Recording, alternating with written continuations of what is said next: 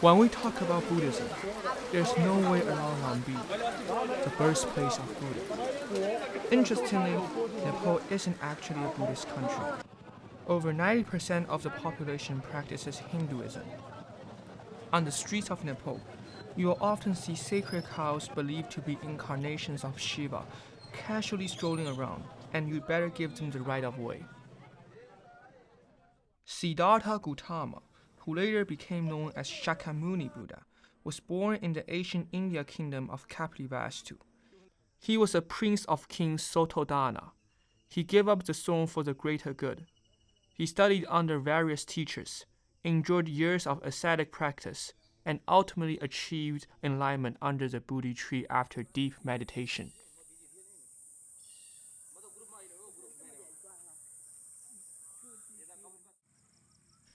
This realization of universal truth not only made him the Buddha, but also laid the foundation for the development of Buddhism. What is the true essence of Buddhism? Do we really need to kneel before statues of Buddha? Is it necessary to copy scriptures thousands of times? Isn't the ultimate goal of practicing Buddhism to attain enlightenment? 1,000 years after the birth of Buddhism, Lumbini has undoubtedly become a major sacred site. Over 30 countries have built uniquely designed temples here, almost like embassies on this holy ground. Each one, no matter its size or age, has its own distinctive character. Buddhism has managed to take root in so many countries and seamlessly blend with the local cultures. Its adaptability and inclusiveness truly amazes us.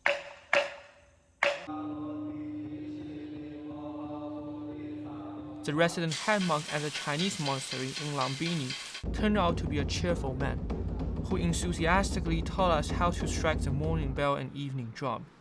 He also took us to the Sri Lanka monastery, where we saw Buddha relics and 3 generations of Bodhi trees. The daily rituals at the Chinese monasteries were fascinating. Chanting the Sutra of Namu Amidabha during the morning and evening prayers left a lasting impression. It practically became my life background music. After returning to Kathmandu, the capital of Nepal, our tour guide was Brahmin, a high caste in Hinduism, who had studied in Beijing. He spoke fluent Sanskrit and Chinese, wore a Buddhist seed prayer bead, the kind Beijing people love, and was an absolute character. One of the most unforgettable places in Kathmandu was the Swaya Banya Stupa, also known as the Monkey Temple. At first, we thought it was just a Hindu temple filled with monkeys, but there were many statues of Shakyamuni Buddha inside. Hinduism regards Shakyamuni as one of their own, believing him to be an incarnation of Lord Shiva, one of the 3 main deities in Hinduism. Monkeys climb all over Buddha's statues, perching on his head, sitting on his shoulders. About an hour and a half drive from Kathmandu lies Openness. Here you will find the Maritika cave, a place of great significance in Buddhist history. It's where Guru Padmasambhava, a foundational figure in Tibetan Buddhism, meditated and achieved enlightenment. The cave is so small that even 2 or 3 people would struggle to move around, and it's less than a meter high. The cave's caretaker are a Hindu family who have watched over this site for 13 generations, spanning 300 years. This dedication, Hindus safeguarding a sacred Buddhist site for centuries, was profoundly moving and truly underscored the interconnectedness of these 2 ancient religions. After the birth of Buddhism, it first spread through India and later to Tibet.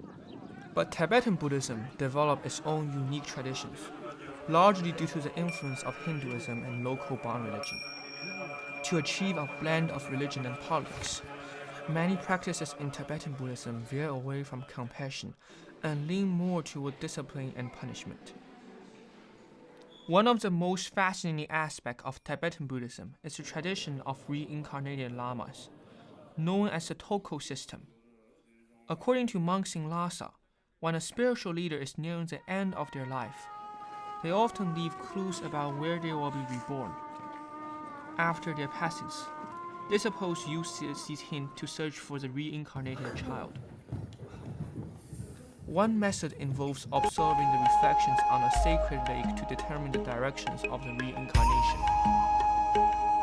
When we visited Yomadrek Lake, one of the Tibet's 3 sacred lakes, we couldn't help but stare at its shimmering surface, wondering if it truly held mystical messages. But standing by the lake, surrounded by its tranquil and awe-inspiring beauty, we did feel an indescribable sense of peace. Tibetan monks, in addition to meditation and chanting, which are similar to practices in other regions, seem to be studying in what feels like a competitive school, with real academic pressure. One unique practice in Tibetan Buddhism is debating the Dharma. Monks propose its topics, challenge each other, and engage in spirited debates to sharpen their understanding of Buddhist teachings. Only by passing this rigorous debate can they progress to higher ranks. And ceremoniously, public debates take place daily. The passion in their voices and the dramatic hand gestures vividly express their dedication to seeking the truth of the Dharma. Tibetan Buddhism has absorbed elements from many surrounding cultures.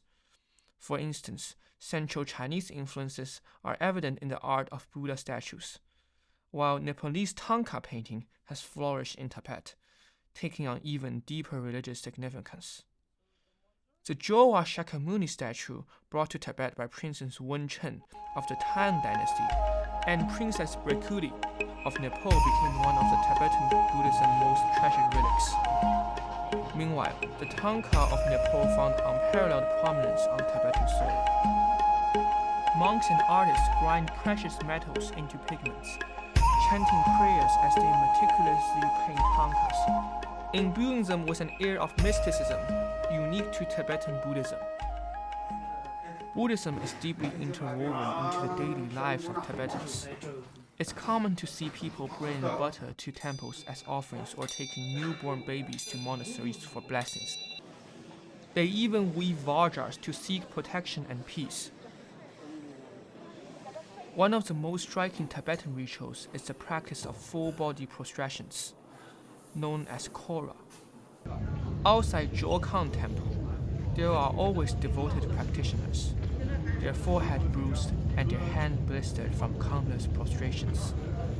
Yet they continue tirelessly, seeing it as a form of spiritual cultivation. We asked a few worshippers why they practice with such devotions. Their answers were simple: for a better incarnation.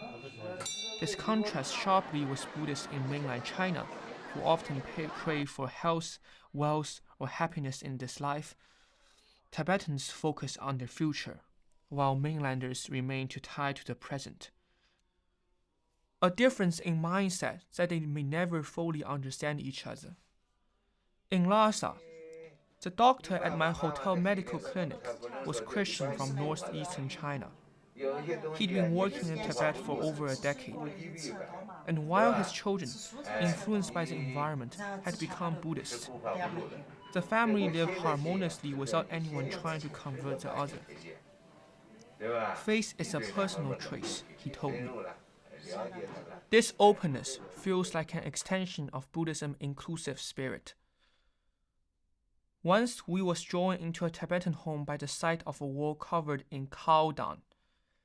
The homeowner, a coppersmith, gave me a tour and shared that his wife is a Communist Party member and an atheist.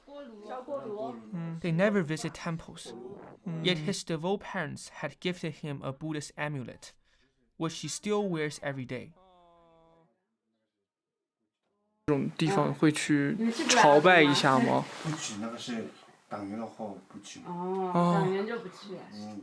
觉悟很高。觉悟高，觉悟高。 A young man from Xi'an who had cycled for 25 days to reach Lhasa. He'd visited almost every temple in the city, but saw Buddhism more as a philosophy or a way of life than a religion. In Lhasa, this mystical land, Buddhism exists in countless forms, sometimes loud and grand, other times quiet and subtle. It is bold yet inclusive. Whether or not we pay attention to it, it's always here, narrating its rich history and continuing its legendary journey. When Buddhism continued its eastward journey beyond Tibet, crossing the Himalayas and merging with the cultural influences of the Tang Dynasty, it eventually reached Japan. Here, it blended with Japan's native Shinto beliefs, giving rise to the exquisite architecture, art, and the unique Zen philosophy. Buddhism traveled through Central Asia to places like Dunhuang, Luoyang, and Changnan.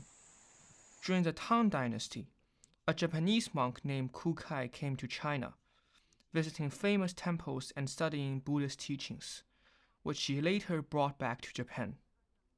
By the Yuan Dynasty, however, Buddhist exchange between China and Japan were cut off, and Japanese Buddhism began evolving independently, taking on distinct local characteristics.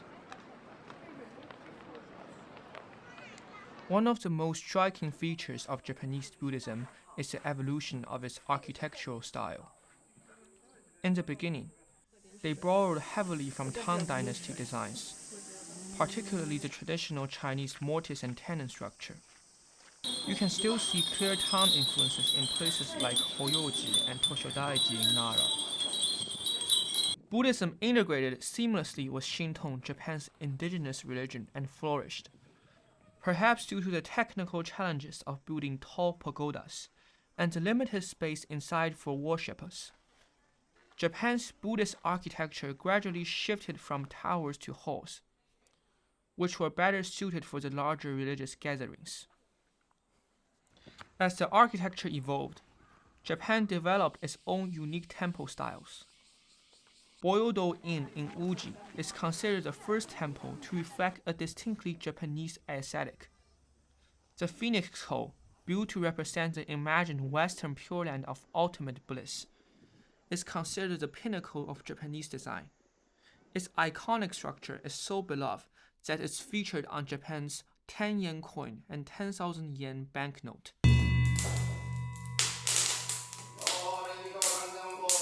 The morning service at Shoin Inn felt more like Shinto rituals.